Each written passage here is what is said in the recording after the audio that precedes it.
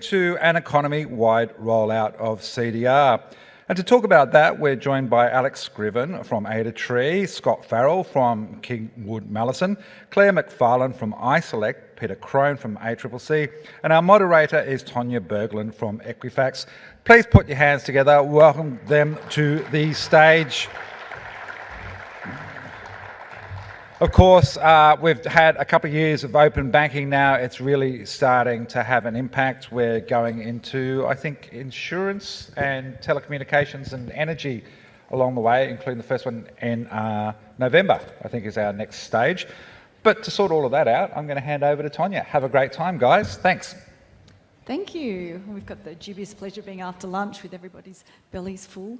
So for those of you who don't know me, my name's Tonya Berglund. I work at Equifax Australia and I run their open data and product innovation team. To the left of me, and some of you would know a few of these individuals, we have Peter Crone, who's the Australian Competition and the Commissioner of the Australian Competition and Consumer Division. We've got Scott Farrell, who many of you would know as somewhat of the father of CDR. We've got Claire. Claire McFarlane, works for Intersekt and is a product director there, and Alex Scriven, who is the Chief Operating Officer at Intersekt. So where to start? Look, my journey in CDR has been quite a few years now, and I'd say I've been through some of the earlier, let's say, troubled road, but also the bright future that we see ahead of us. The reality is now we're looking at the energy sector coming on board in November. Telecommunications has been out for review, and there's been a number of feedback back to the ACCC and Treasury teams on that. And the open data, the open finance sector is now up for consultation. So there's a huge amount of opportunity that we see ahead of us.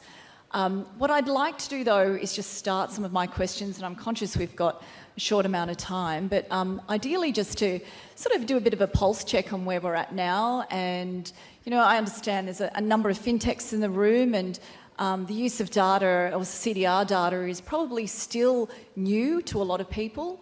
So I'd like to, I'm a Sydney Northern Beaches girl myself, and I love Scott's initial comparison he made earlier on, the metaphor of the beach flags. So I'm curious, Scott, when we look at where you've been from 2017 and moving where we are now to 2022 and into the future, are we looking at a scenario and reflecting back, are we kind of the flags at the beach are a Manly beach where it's long and broad, or are we more an Avalon beach where it's quite short and we're still quite narrow? Where do you feel we're at in terms of a pulse check of CDR? Yeah, thanks for that. Manly Beach is my local beach, and I'd say that that's a much safer beach than Avalon. So I actually printed those analogies in the second report. I would refer to the other one of the analogies in relation to the progress on CDR. The other one I used was the one about the country road and the highways. If you're building a road network, you cannot judge the impact on both personal convenience and business productivity when you have only connected the first two destinations. For one thing, you can only travel to one place at the moment. And the second thing is, well, maybe you haven't built enough of the road so you can get big trucks onto it. And the analogy here is it is far too early to criticise the CDR for its development or its time in development when it is allowing passengers to travel from one place to another. When it has action initiation, so when we have trucks moving goods along this data highway, then there'll be more productivity, but there'll be even more when you can travel to 2 places, or 3 places, or 4 places, or, as the Minister just said, all of the places. I work with some other governments in some other countries around the world who are putting CDR into place, and even some of those who already have open banking. Those countries, including the European Union and the United Kingdom, do not have a perfect system or a perfect journey to get to where they've been. Just like you don't have a perfect journey if you're building a road network. Overall, I'm pretty happy. I may have been the only person 5 years ago who thought, wow, this is a serious job and this is going to take the next 10 years of my life if this works through. And I'm actually really happy that we're on that journey and making it work, because I'm just actually thrilled that the cars can be driven between two places now. And when they're driven, they'll stay on the road and they won't fling off the road like they do in a country road. I might just throw the rest of the panel here. Alex, maybe you can go next in terms of what you're seeing in terms of use cases, success or otherwise. In terms of the pulse check where you see CDR at the moment, how do you feel? Yeah, I mean, there's no question it's a road. And I think, the market definitely feels that. But I think what's changed for me is the new access models and making it easier for companies to just realistically say, I can invest in this space for a relatively small amount. I can activate my use case in a sandbox, and I can try it. And that's really important because, it means that you're taking something that was philosophical into reality. From a data set perspective, we're seeing some new activity in the energy sector that I think is really interesting, particularly because I think what's happening in the energy sector is quite it's quite big. It's obviously undergoing a huge change. It's got cost pressures, but having said that, it's still charging on into the CDR. And that data set is really cool. It's metadata. It's being able to see somebody's real-time usage of energy, and not just that historical use at the actual meter, the peaks and troughs of someone's usage. And what that does is it means that that the industry can think of itself as more than just point-of-sale suppliers. It now means that if you understand if someone has a point of high use and a point of low use, you might need a battery, you might need bigger solar systems. And if you can then also grab their financial data, you can also see if they're actually able to afford to borrow to buy those larger investments. So the industry is, I think, coming to terms with the fact that with multiple data sets comes multiple opportunities, and that means you can play in more areas than you otherwise potentially would have. Yeah, obviously a lot of opportunity. And look, one of the things I've observed in the last couple of years with the consumer data, right, is the amount of flexibility the government has had listening to the industry, and we've seen that with some of the changes to access to the CDR. You started with becoming an ADR and a data holder, but yet it's much broader than that now. Just Peter, maybe to my left here, we had an inquiry into the future state of open banking by Elizabeth Kelly. So I suspect there's been a lot of useful feedback off the back of that review. Where do you think that's going to go in the future? What's the opportunity there? Yeah, thanks, Tonya. And look, I'll just start out. We just heard from the Minister, and you could all see the great enthusiasm that he has shown, which was actually quite good, because my first comment here was we've had indications that the new government strongly supports the CDR, and that's clearly the case. Under the legislation, there was a requirement that a statutory review of the CDR be undertaken. Elizabeth Kelly has done that. That's now with the government. We're expecting that the government will release a comprehensive response later this year. I've seen the review. I can't speak to the details, but I guess I can make a couple of high-level comments just to share with the audience. I think reflecting the fact that we started from nothing, and the focus has been on building the ecosystem. So we had something like some quite significant, and I dare say frank, input from around 40 participants. I think there's a recognition that the delivery and implementation is complex. But having said that, no doubt in my mind that the foundations are very well laid, and there's a lot of good reasons to be optimistic about the CDR. I think the economy-wide features of it do mean that it's world-leading. Just in terms of, and I'm speculating here in terms of where the government may go on this, I suspect that there's going to be a lot of enthusiasm for action initiation, and also, as I think people in this audience would be aware of, the high-value use cases means a greater focus on the data sets, and so perhaps we may see a shift away partially from sector-based assessment to a bigger focus on the data sets. Related to that is how do you bring the government-held data into the system. Another area which will take some time but great upside potential, that's increasing small business participation in the CDR. And then the other thing, which is, I guess, a theme of this whole conference, and we saw it at the previous session, just this alignment and integration with the other government policy initiatives. You know, the privacy review, digital identity, so on and so forth. Thank you. Claire, can I pass to you, and just maybe you could give us a little bit of an overview of Intersekt, your journey, and I know that you've got some really exciting things happening in the next sort of 6 to 12 months there. And what I like about when we spoke previously was that there is the use case really coming to fruition in not just the banking sector, but beyond that now. So maybe Claire, can you talk us through that? Yes, thanks, Tonya. So just to follow the theme, we're sort of early on in our journey, so early on the road, leveraging the capability that's being delivered via CDR. But for those of you who don't know, Intersekt is a comparison service, so we compare products and services across a bunch of different verticals, so insurance, utilities, finance. So our customers might come to us for a range of different comparison services to find a better price, typically.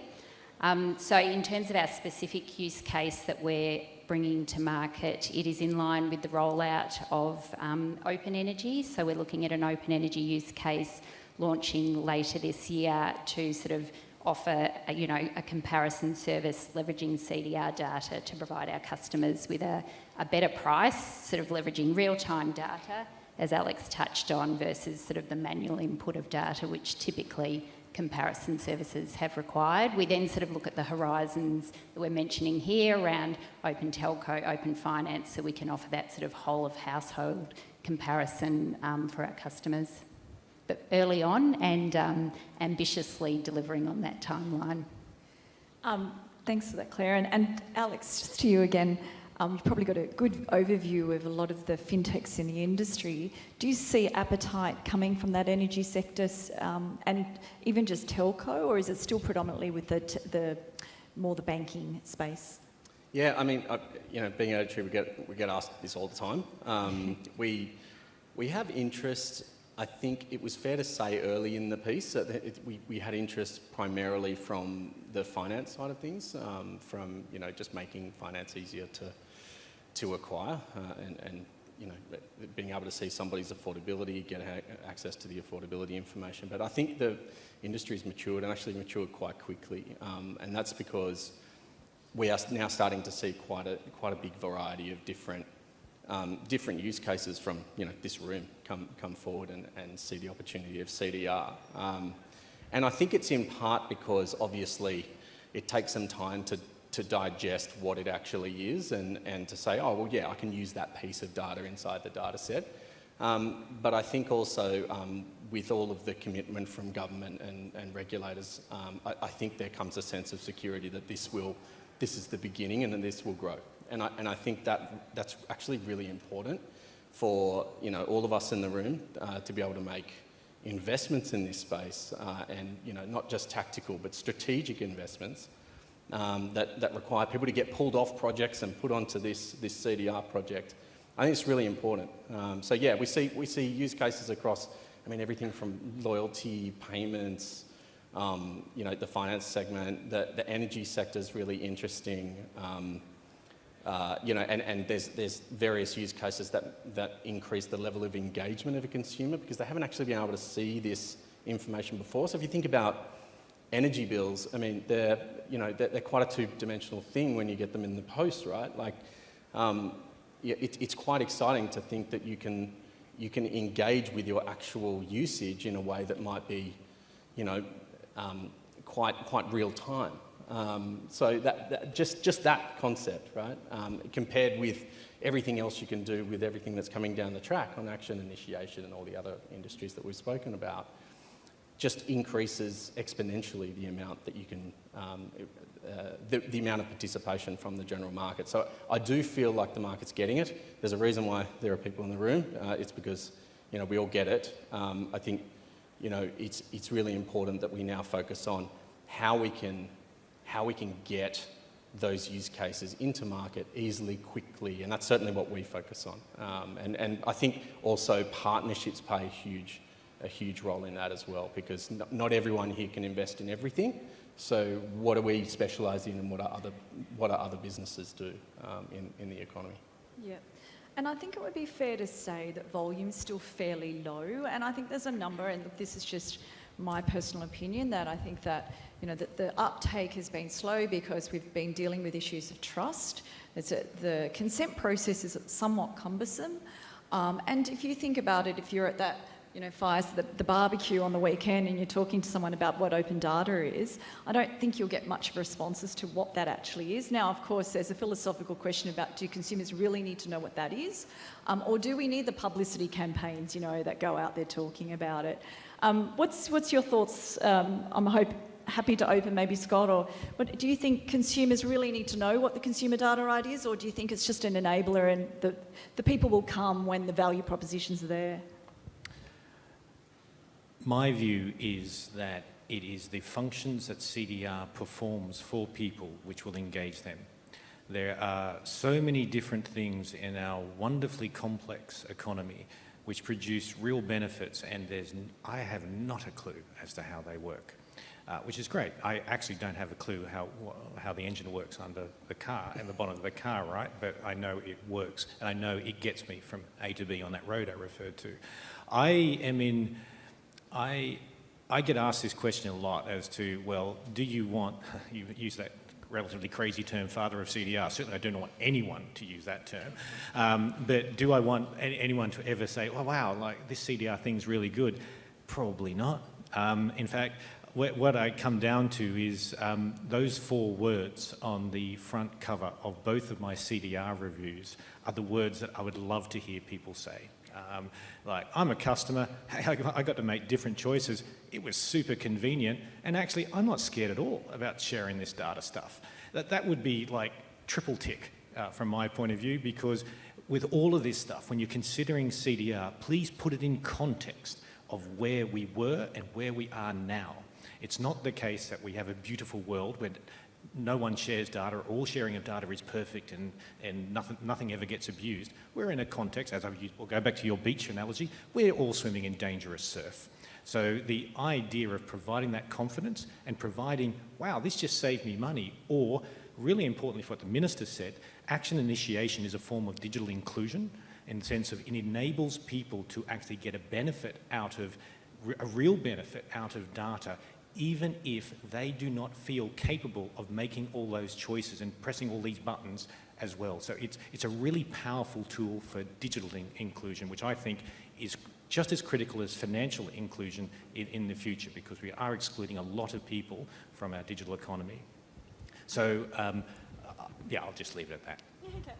Thank you. Clearly wanted to have a follow-on comment. I mean, for Intersekt, as part of delivering our open energy MVP use case, we're getting continuous customer feedback. So interestingly, I had concerns around the onboarding and consent journey being a barrier to entry for the product adoption. And actually, despite the fact that we went and tested a lot of rounds of that product, customers felt that actually created trust.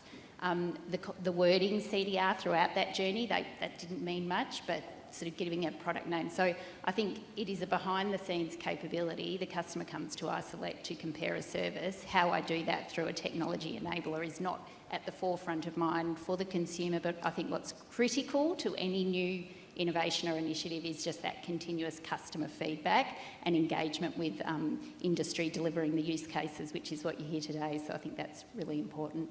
Yeah. Could I just add, sort of really builds on what Claire was saying, and again, we've heard this at the previous sessions. Everyone knows there's huge cost of living pressures. The Reserve Bank increased interest rates. There's a very large proportion, possibly around half of all fixed rate mortgages are going to be up for renewal in the next 2 years.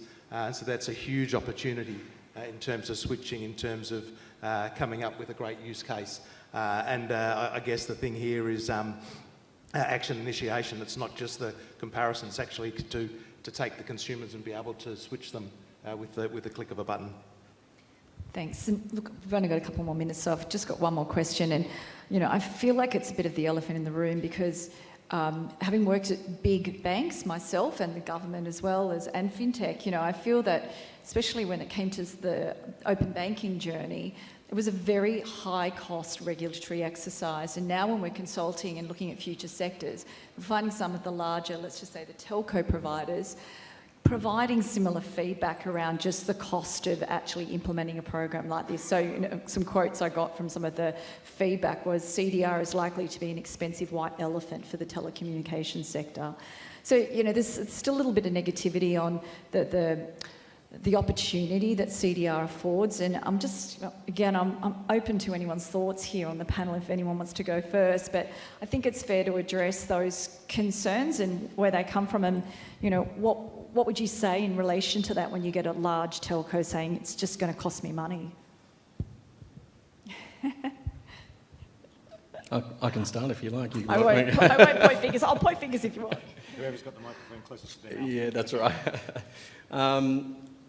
Look, there's no doubt there's a cost of compliance with the CDR, right? You can't ignore that.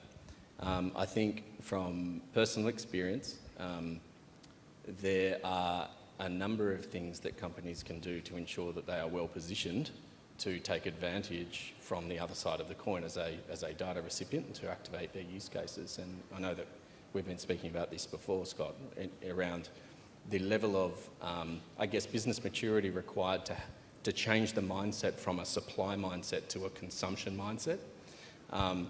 That is, potentially easier to do within a FinTech environment where you're thinking about creating a competitive edge, a competitive difference.